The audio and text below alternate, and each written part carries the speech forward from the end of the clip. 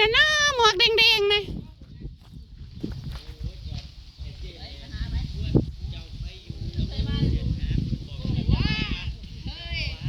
งานหลายสาวน้อยหมวกแดงมาดังรับลมอะไรตรงนี้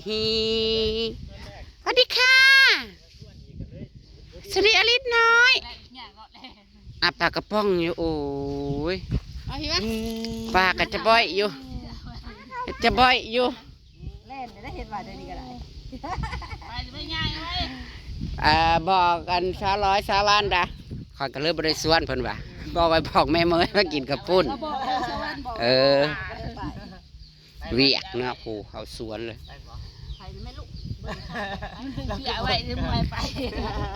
อยากหายเลยเดี๋ยวมาจื้อซื้อมึงดูผู้ไทยมาจื้ออายุนั่นไทยนั่นไม่ใช่รักกันชอบกันด้วยใจ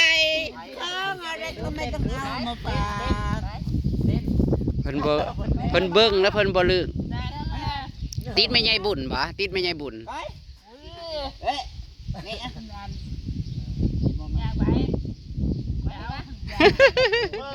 บ่เคยเห็นบ่ลูก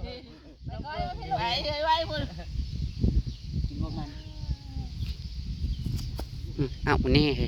จะมันเป็นตาช้างเห็ดตะเวะอยู่ปากมันก็บ่อยอยู่ตาพันดำมนคนตาก็เพือบ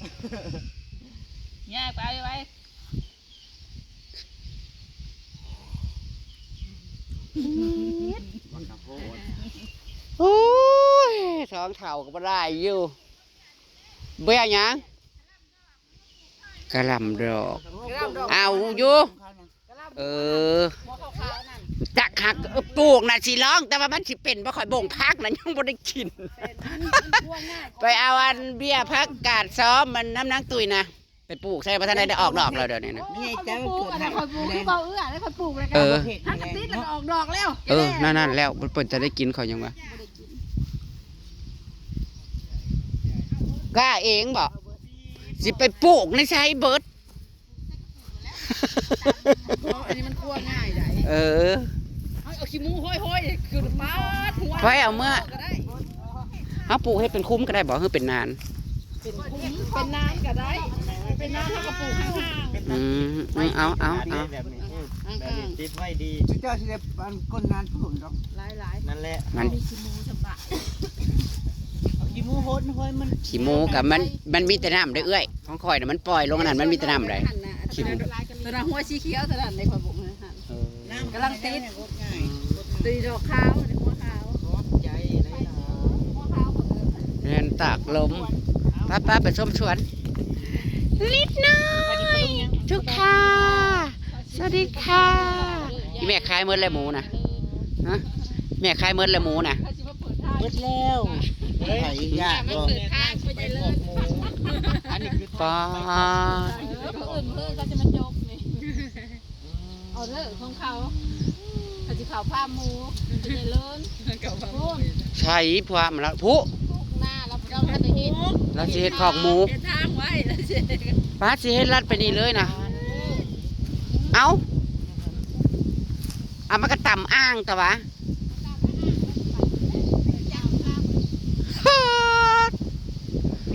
แห้งมือได้นินบ่ปาติดเต้าเสียผ้าหมูแล้ว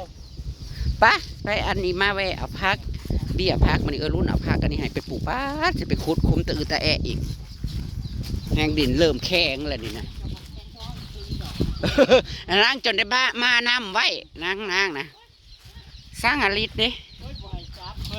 สร้างอาลิตดิเพิ่นกระบอลืมเพิ่นกระบอนั่นเด้อ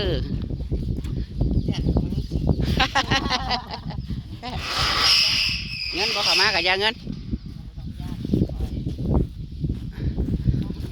เนี่ยผมไปเพิ่งอีแม่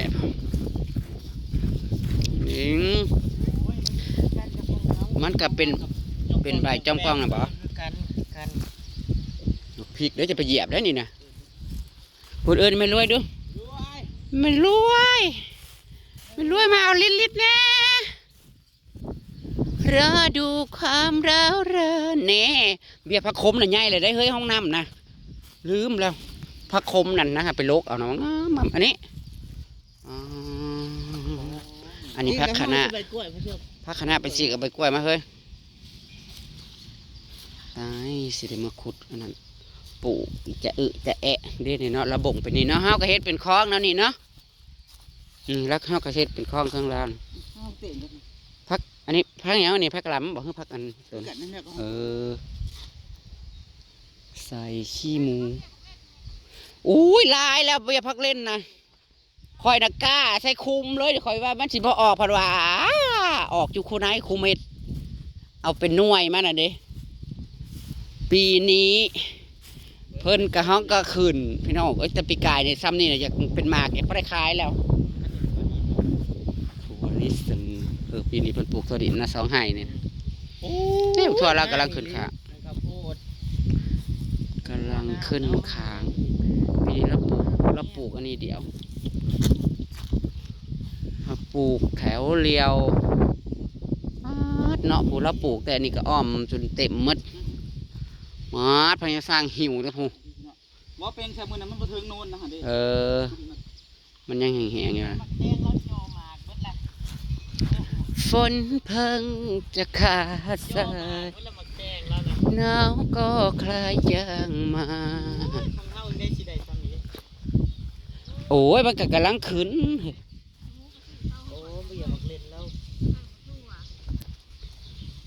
เนาะอุดเป็นหมากไว้อะไรต้นซ้ำนี่ก็สิได้กินอันนี้ผักกาดเนี่ยผักกาดหิน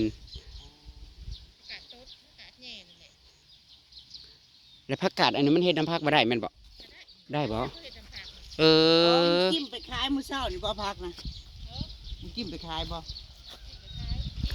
สั่งคนนี่เด้ชีวิตอยู่เบิ่งเคยเห็นนะเฮ้ยเคยเห็นพระฤาษีโอ้ยแต่เจ้าพัดอยู่น้ำเอียงอันนั้นน่ะนวดช้ำทะอยู่นะ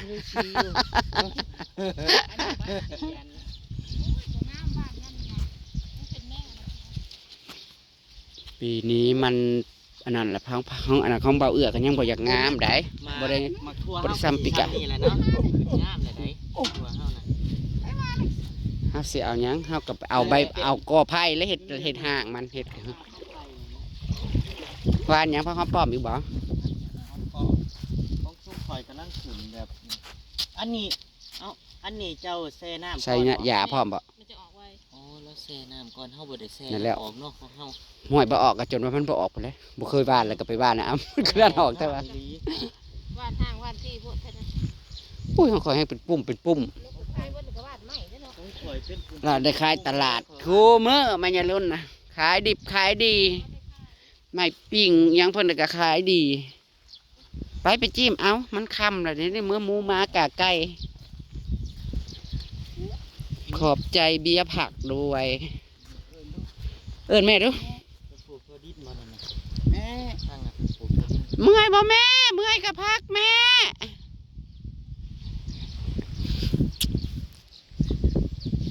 ไม่หอมเด้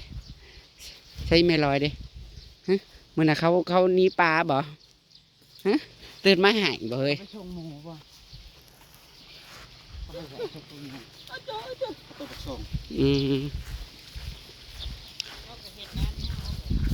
เฮ็ดเป็นจักรอกนั่นนี่นะฝนเพิ่งจะขาดสายน้ำก็พักอย่างเกาะพักกระลำดอกบ่สีขาวเธอเอาซ้ำอันนี้มันต้องปลูกเป็นนานบ่เฮ้ยพักอันขนาด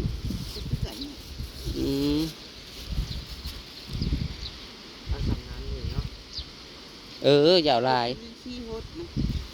ให้สิเฮ็ดเป็นเฮ็ดอะไรจุลินทรีย์แช่น้ำแช่ขี้ง่วงอย่างนั้นใส่เปลือกไข่กับทางดินเฮ้ยเอาทางดินผมไม่เมื่อใส่ปุ๋ยบ่จิ้มเอาซ้ำ10 เบี้ยว่าต้องเอาลายเย็นได้มั้ย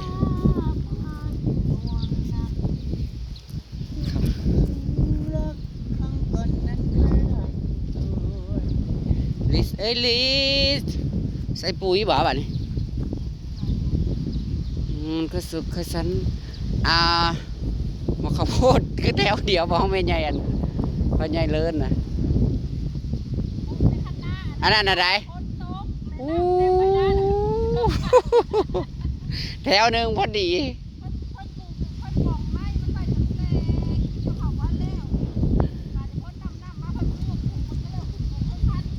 ปกติแหละปีนี้ซ้ำนี่นั่นบักข้าวโพดจนออกหมากแล้วเนาะจนสิพ่อได้ขายแล้วปีนี้มันหล่าแล้วก็ปลูกหล่าน้ำบ่หมดนะลิจ๋าโอ้สร้างหนานี่เด้ลูกอิตาอ่อยบ่นี่นะฮะแม่นบ่เด็กหน้าเกี้ยงหน้าใส่ก็เด็กน้อยนี่เด้เนาะเฮ้ยกระโพดบางนี้น่ะไปลอยอยู่มึงดูหน้าแม่ใหญ่ดูเฮ้ยลานคืองามได้เป็นแม่ใหญ่ขี่ไล่แท้เนาะบัดลานคือเป็นตะแพงเท้เฮ้ยช่วยแต่สังทำมาแล้วนี่นะยังไปตามบ่เขาเมื่อนี่เขาจนที่4 โมงเลยเขาเมื่อบ้านผม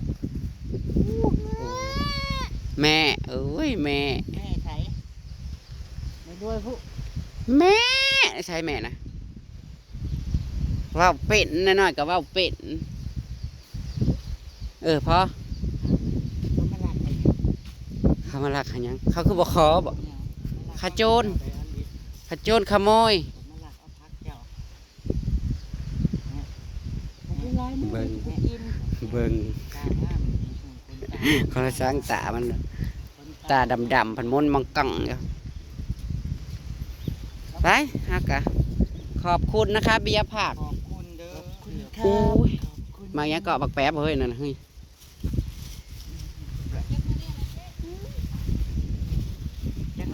จักสิเมื่อนี่อันสิอย่างบ่เมื่อคืนอยากกัน